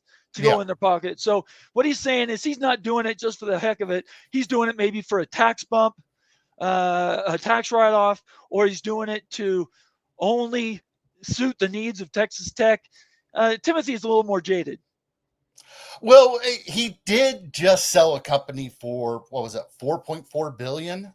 He just sold his company. He just sold 4 point something billion. Yeah. And here's the other thing. Yes, these athletic departments are tax. You have tax deductible that you can have for those athletic departments. Even then, you're still have a big, huge check that you're going to have to write to the IRS. Even if you give a ton of it away, you're still going to sit there and say, like, millions and millions of dollars. Okay. if you are a member of the Big 12 and you want to come and ask a question about how your school did in the comments and questions, what their perception was of that team, come on and tell us. I don't want to talk about it. I want to hear you guys talk about your own teams. So if you represent West Virginia, come and be buddies with Daniel. If you represent Houston, call in. I know I've seen a couple comments that say, this one specifically, MBM says, one day I will call in and flip the script with my beliefs in this NIL era. I want to hear it, MBM. I will. Contact me on Twitter or call in right now. Well, you can't call in right now. You say somehow contact me if you're not on Twitter. Leave a comment or question in the notes for the show, and I'll do a whole show around your NIL idea, flipping the script. I'd love to cover that in depth. So you have an open invitation. I'm happy to do as much coverage on that as you want to provide. Let me just say that. Let's see here. Stormy Cyclone. He's trying, but I'm afraid other conferences view him as a problem. Is he talking about? Who is he talking about? He might be talking about Cody Campbell. Maybe. It's out of context, so I don't know. At most half is what they get back. Almost half is what they get back. I'm not sure. These are out of context, so I'm not going to jump on those anymore. A few more starred comments. Let's see. Let me go to the top. From the beginning of the show, MBM says if the Big 12 takes half the auto playoff access to the Big 10 SEC, we will never get any more than that. Also look for the SEC Big 10 to try and force the postseason disparity in other sports. I know they're thinking about doing stuff like that for basketball. Well, the problem with basketball, the way that is set up is there's 32 Division I conferences. Everybody gets their champion. That's not going to change. NCAA will absolutely throw a fit over that. Your at-large bids, well, thanks to Bubba Cunningham, the AD at UNC WVU didn't get in because he was director of the board, the selection board. So, I mean, you're going to end up having, hang on, Daniel. Hang on. Okay. Whoever's calling, hang with me.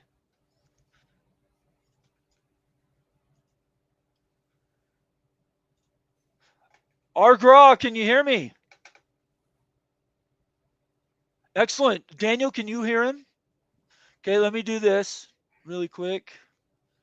Now can you hear? Oh, go ahead and say something, Argra. Can you hear me now? Yes. I think I figured out what I did wrong. Okay, yeah, go ahead. Tell us what you're thinking. All right. Well, hey, I figured why not call. We had the line open for a while, so why not? I appreciate it. Well, hey, figured that I would. With the topics at hand, a lot of this, with NIL, with a lot of the financial situations with these universities sort of being talked about, discussed, and thrown around. It kind of got me thinking about listen, for disclosure, I'm a Penn State fan, so I'm not necessarily in the Big 12. Sure. But it does make me curious as to who are some of the big donors. For example, we were just talking about Texas Tech and the idea of how nice their facilities are. We know that oil money is huge in some of these places, like, say, SMU, for example. Yep. So who are some of the that you guys know of, some of the sort of the heavy hitters in the Big 12 that maybe are footing the bill for NIL, things like that? I know obviously with over in the Big 10, you have, well, the biggest one, the most obvious one is Oregon. Right. With Phil Knight, right, just dropping an insane amount of money. Earlier, we were talking about, you probably didn't see it in the chat, we were talking about Penn State, but rather than football, is more hockey. Terry Pagola, who's a billionaire, he owns the Sabres and the Buffalo Bills both. He is an alumni of the university, and he gives an insane amount of money just to the hockey program. So I wondered, what does that look like in the Big 12? Who are some of these people that are writing enormous checks to, whoever, to TCU, to K-State, whatever? Daniel, you want to give a couple and then? Oh, you're muted, Daniel. You've got Ken Kendrick, who is the owner of the Arizona Diamondbacks. Pat McAfee's cut some checks. I forgot the guy's name there at BYU. Ryan Smith. Yeah, Ryan Smith has cut a ton of checks. All these people you're mentioning, though, right? BYU, Yeah. Texas Tech. I would say probably TCU would be on that Yes. list. I'm trying to Baylor remember the guys. probably could get some money as well. I'm trying to remember the guy's name at Baylor that cut like a couple $1 million, and I just cannot remember. We don't need to. I don't care about the name. Yeah. We're just talking about the schools. All the schools have somebody that's funding things. Ken Kendrick got the baseball stadium there at WVU named after him. Previous to that, Mylan Pharmaceuticals was the one that was funding a lot of stuff there at WVU. For who? West Virginia? Yeah, Mylan Pharmaceuticals. So you don't see West Virginia as having a problem raising NIL or boosting money?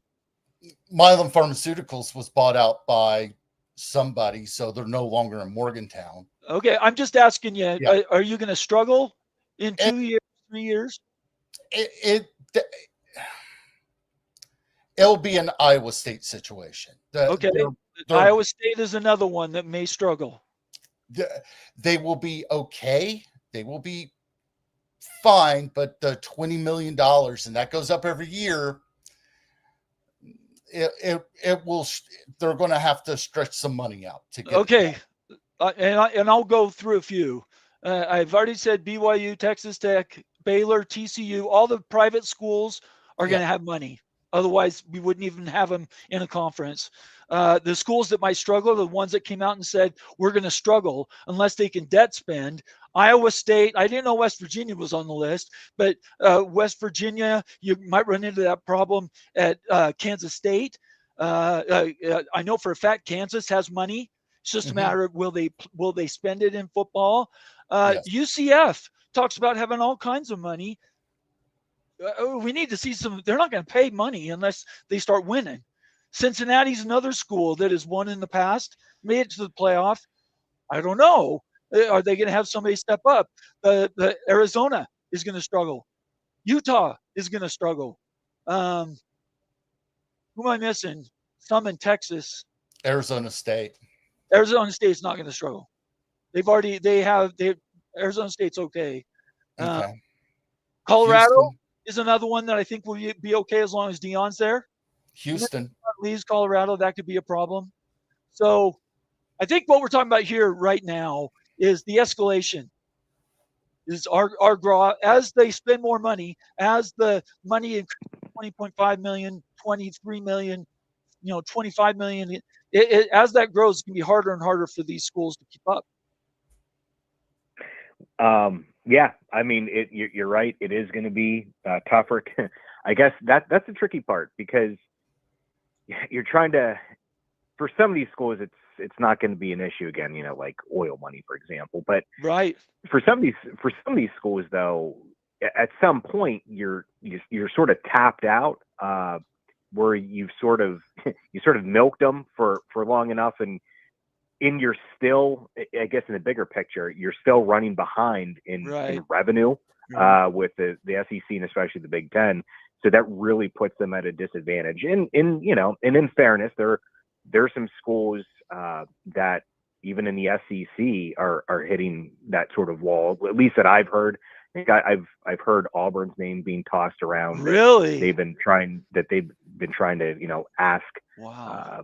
for more money from alumni, which you know what? I guess that makes sense when you think about it, considering that they've been doing that for how many years under the table. They've been giving money a little bit longer than the rest of us have. So I guess you could understand something like that. I will say, for the Big Ten, the one that really surprises me, the one program, for whatever reason, that just does not get any resources, any money that you think that it would, is Maryland, for the simple fact that that's Under Armour's school. Right. That's almost a built-in rivalry between them in Oregon within the Big Ten. You think that they'd make something of that? And for whatever reason, they're not giving them a cent, it seems like. So Right. I don't know what's going to take for some of these schools maybe to get the money that they do need. At the end of the day, what we're going to end up with, and I've been saying this for a very long time. I'm sure you've heard me say it. There's going to be a barrier to entry. In 5 years, we're going to be at a point where, whether it's in the conferences, whatever the functionality is of college football, which isn't going away, there's going to be a minimum you're going to have to put into your program every year to compete. So the question is going to be, can those state institutions compete?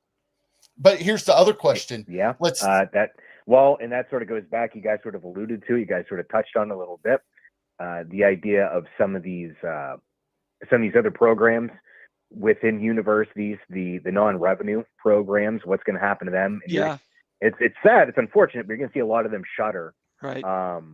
There's schools out there that have a lot of programs, and they're not going to have the money to pay that out. With even certain schools with certain programs. Good example. Me being a Penn State fan.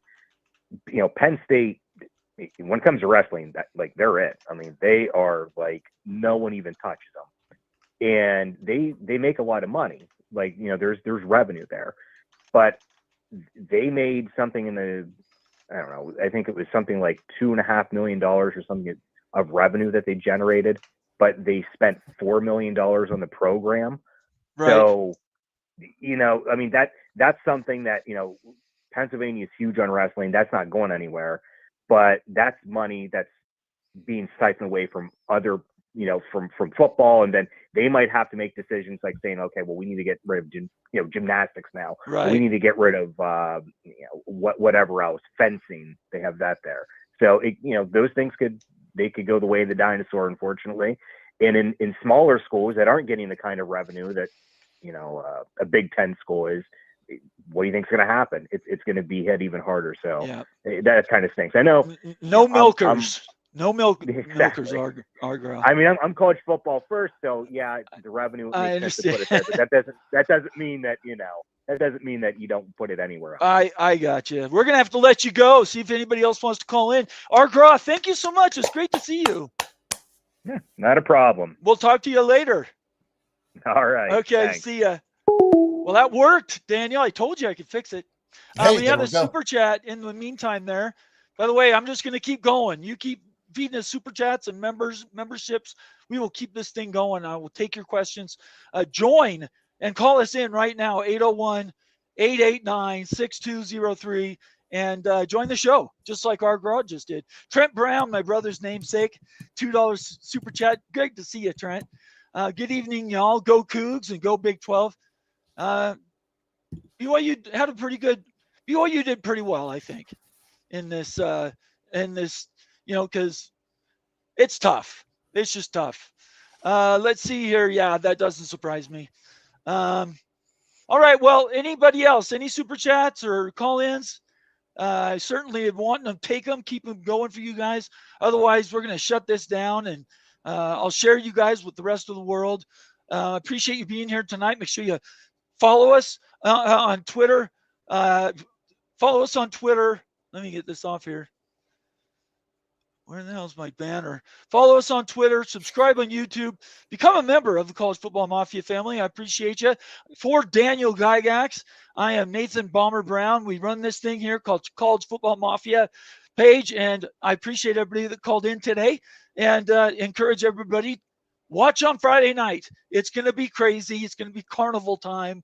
Guys are going to do crazy stuff with this 20th Mad Dog 2020. Is that what it was? Yep. Daniel? Okay. At 8 p.m. Eastern time right here on the College Football Mafia Network. And then always make sure you subscribe and follow me because I might go live with more news as they come up. Everybody have a great weekend. Stay out of trouble. And not weekend. I guess it's only Wednesday. Hump Day. Everybody have a great rest of your week, and we will see you Friday night right here. Thank you so much for everything you do for us. Daniel, Palmer, we're out of here. Peace. If we'll go, there we go. Bye-bye.